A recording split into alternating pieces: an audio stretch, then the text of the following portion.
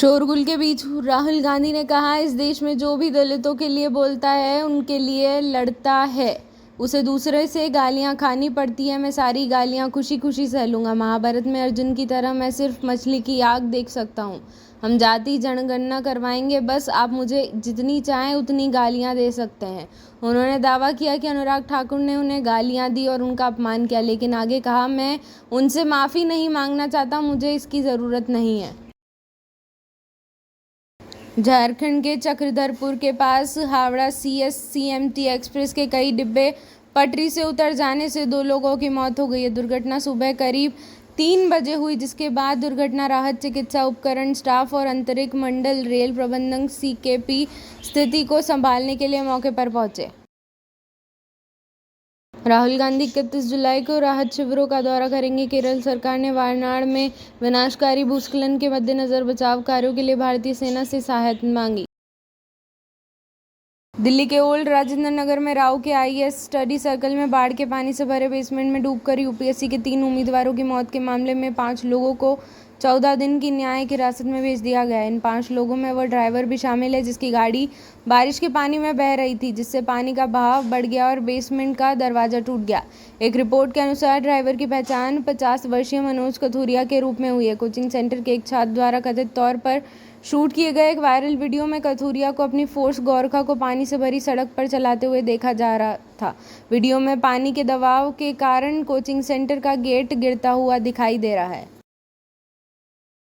लोकसभा में उस समय हंगामा मच गया जब भाजपा सांसद अनुराग ठाकुर ने जाति जनगणना के मुद्दे पर कांग्रेस और राहुल गांधी पर कटाक्ष किया।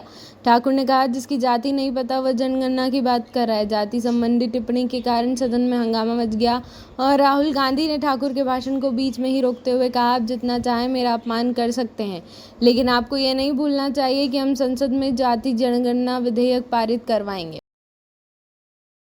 उत्तर प्रदेश के मुख्यमंत्री योगी आदित्यनाथ द्वारा समाजवादी पार्टी के नेता और अखिलेश यादव के चाचा शिवपाल यादव पर कटाक्ष करने पर विधानसभा में तीखी प्रतिक्रिया हुई। सदन में अपने संबोधन की शुरुआत में आदित्यनाथ ने समाजवादी पार्टी के वरिष्ठ नेता माता प्रसाद पांडेय को बधाई दी, जिन्होंने इस आम चुनाव में कन्नौज से लोकसभा के लिए चुने जाने के बाद अखिलेश यादव की जगह विपक्ष के नेता के रूप में पदभार संभाला है। पांडेय को संबोधित करते हुए मुख्यमंत्री ने कहा, आप इस सदन में 2 बार अध्यक्ष रह चुके हैं। मैं आपके चयन पर आपको बधाई देता हूं। यह अलग बात है कि आपने चाचा को धोखा दिया। आदित्यनाथ अखिलेश यादव को चाचा शिवपाल सिंह यादव का जिक्र कर रहे थे, जो पांडेय के बगल में बैठे थे। उन्होंने कहा, चाचा हमेशा इसी तरह धोखा खाते हैं, ये उनकी नियति है, क्योंकि भतीजा हमेशा डरा हुआ रहता है। शिवपाल यादव मुस्कुराते हुए नजर आए। योगी आदित्यनाथ के नेतृत्व वाली राज्य सरकार ने विधानसभा में उत्तर प्रदेश विधि विरुद्ध धर्म संपरिवर्तन प्रतिषेध अधिनियम में संशोधन पारित किया। यह विधेयक संसदीय कार्य मंत्री सुरेश खन्ना ने पेश किया।